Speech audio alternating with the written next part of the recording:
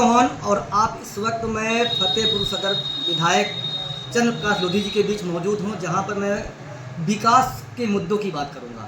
जहां बहुत सारे आरोप लग रहे हैं कि सदर क्षेत्र में कोई भी विकास कार्य नहीं किया गया है। मैं बात करता हूं विकास आपके द्वारा कहां पे और कैसे क्या क्या किया गया है। बहुत से आरोप आप पे लग रहे हैं कि विकास कार्य नहीं किया गया है जब से आप विधायक बने हुए हैं। देखिए, ऐसा है कि विकास कार्यों की जहाँ तक स्थिति है, जी विपक्ष में होने के बाद भी जी जो हमें धनराशि मिलती है, चाहे वो निधि के रूप में हो, चाहे वो पूर्वांचल निधि की हो, कभी राज्यांश भी मिलता है, उन सारी चीज़ों का डाटा मेरे पास है जी और कहाँ कहाँ काम हमने कराया है, जी उस पर कितने अमाउंट का काम हुआ है, मेरे पास सारा कुछ लिखा पढ़ी में है। एक एक पैसे का हिसाब किताब है। मैं आपको कॉपी दूंगा, आप उसको देख लीजिएगा, अध्ययन कर लीजिएगा और इसके बाद फिर आप पब्लिक में सर्कुलेट करिएगा।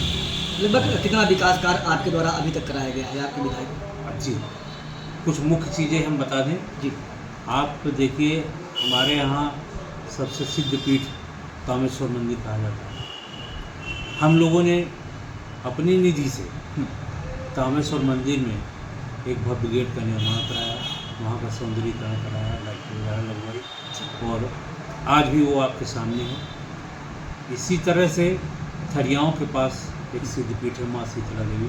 आज से वहाँ मेला भी लग रहा है, 14-15 दिन चलता है। वहाँ भी हमारा गेट और वो सारा सुंदरीकरण का काम शुरू है काम। जी कालकन मंदिर में भी होना है और इसके बाद उस पार दुर्गा मंदिर है। दुर्गा मंदिर में भी कुछ न कुछ कराने का प्रयास चल रहा है। और क्योंकि आप जानते हैं कि विपक्ष का विधायक होने के नाते सत्ता पक्ष से जो धनराशि मिलनी चाहिए, अतिरिक्त धनराशि, जिससे हम मतलब है कि और भी काम करा सकें निधि के अलावा भी, जी वो नहीं मिल पाती। मैं सदन में भी कई बार बोला है और यहाँ के विशेष मुद्दे, खास करके जाम की समस्या यहाँ पर विशेष है और उस जाम को किस तरह से निस्तारित किया जाए, कौन सी हम लोगों के बाईपास वगैरह बनाए जाएंगे, जिस पर मैंने विधानसभा में लिख करके भी दिया और मैं बोल रहा हूँ। निधि के द्वारा कितने करोड़ रुपए से अभी आपका मतलब कार्य कराया गया है?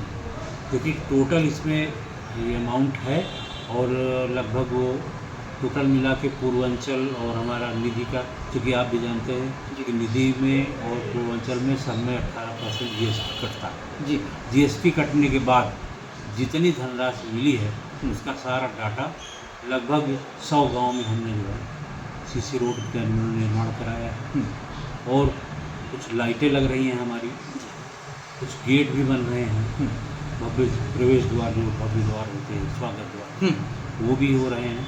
अभी हमने वो भी बनवाया है, आपका प्रतीक्षालय भी बनवाए हैं और भी जो बहुत सारी समस्याएं हैं जिन पर हम कुछ करा सकते हैं, जो भी पब्लिक की जनमानस की अपेक्षाएं हैं, उन पर हम पूरी तरह से खरा उतरने की कोशिश कर रहे हैं। जैसे कि सदर क्षेत्र में बहुत से ऐसे भी क्षेत्र बाकी हैं जो आपके उसमें आते हैं, अभी वहाँ पे विकास कार्य से अछूता पड़ा हुआ है। देखिए, वही मैंने बताया आपको कि चूँकि विकास कार्य पूरे विधानसभा को संतृप्त करने के लिए बहुत पैसे की आवश्यकता है। उस पैसे की डिमांड हम विधानसभा में अपने संबोधन में लिख करके देने का काम, मंत्रियों से माननीय मुख्यमंत्री जी से मिलने का काम, मिल करके कामों की डिमांड हम बराबर करते रहते हैं। लेकिन इसके बाद भी आप जानते हैं कि विपक्ष का विधायक होने के नाते कुछ न कुछ भेदभाव हम लोगों के साथ हो जाता है। तो जो धनराशि सत्ता पक्ष वाले विधायकों को मिलती है उसका मतलब कोई भी परसेंट हमको नहीं मिल पाता है, जिससे हम अलग से अतिरिक्त विकास और कोई करा सकें।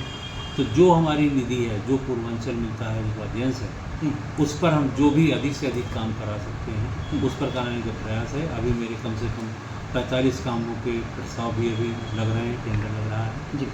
तो और बहुत से काम हमारे हो चुके हैं। मैं पूरी लिस्ट आपको उपलब्ध करा दूँगा। उस लिस्ट में एक एक गांव में किस गांव में कितना काम हुआ है, किस में कितनी धनराशि खर्च हुई है, ये सारा डाटा आपको मिलेगा। जिस तरह 2027 चुनाव नज़दीक आ रहा है, अगर 2027 चुनाव में अगर हम बात करेंगे तो जैसे आपकी सरकार अगर बनती है तो वो फतेहपुर का विकास कार्य किस तरह आप देखेंगे? देखिए, हमने जो फतेहपुर चूँकि हमेशा कानपुर और इलाहाबाद के प्रयागराज के बीच में रहा है, इसलिए विकास की उतनी किरण या विकास में ध्यान लोगों का कम गया लेकिन हमारा प्रयास यही है कि अगर हमारी सरकार आती है 2027 में, पीडीए की सरकार, माननीय अखिलेश यादव जी मुख्यमंत्री बनते हैं, तो जो भी अपेक्षाएं हैं, जो काम हमसे रह गए हैं, या फतेहपुर को अलग से, क्योंकि उत्तर प्रदेश के नक्शे में अलग से दिखाई पड़े, उस पर कुछ ऐसे काम भी कराए जाएंगे जो अविस्मरणीय होंगे और जो फतेहपुर के लिए आवश्यक होंगे। लोगों ये के काम- बीच में चर्चा है कि 2017 के पहले सपा की ही सरकार थी जी और विकास कार्य नहीं कराए गए हैं, जी तो इस पे क्या आप कहना चाहेंगे? देखिए, सपा में जितना कार्य हुआ है, हम्म, आप देखिए 5 साल का कार्यकाल था। 5 साल के कार्यकाल में माननीय अखिलेश यादव जी ने 3.5 साल में जो वादे किए थे वो उन्होंने पूरे किए।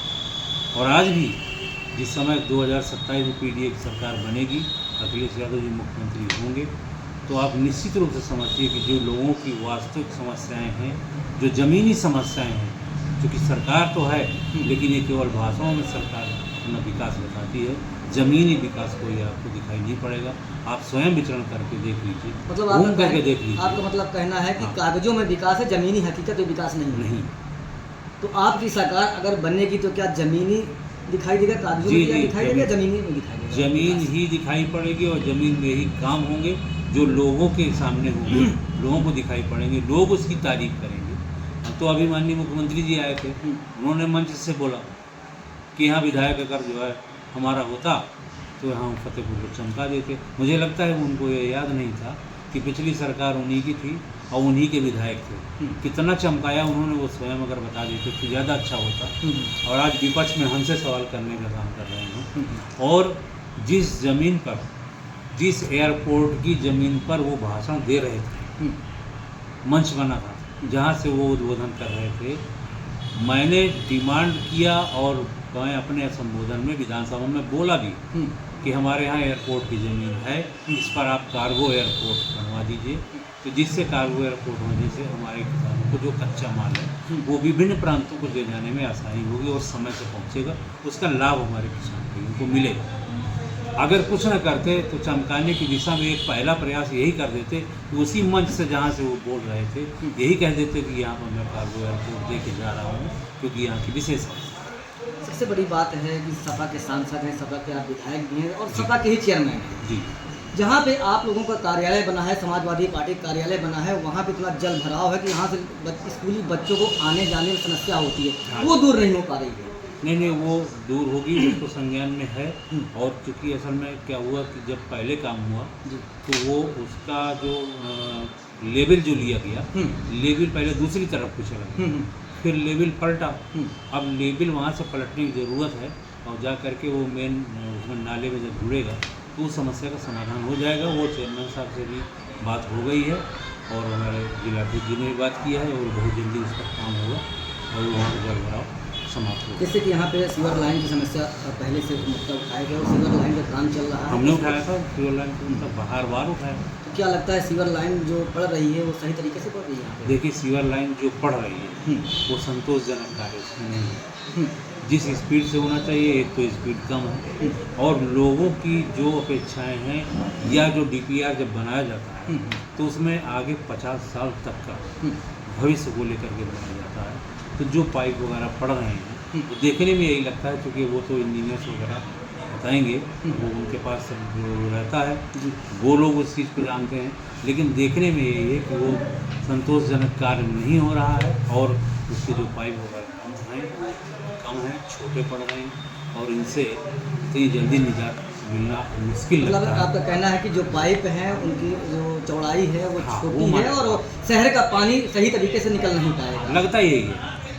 अब ये तो इंजीनियर्स ने किस हिसाब से बनाया है, क्या डीपीआर बनाया उन्होंने, कितने मतलब पैमाइश का उन्होंने पाइप रखा है, किससे वो सफलता प्राप्त कर लेंगे, ये तो ज़्यादा विशेष करके वही बता पाएंगे। लेकिन जो देखने में आ रहा है अमूमन यही है, लोगों पब्लिक का भी यही कहना है कि इन छोटे पाइपों से इस समस्या का निदान हो पाना संभव नहीं लगता।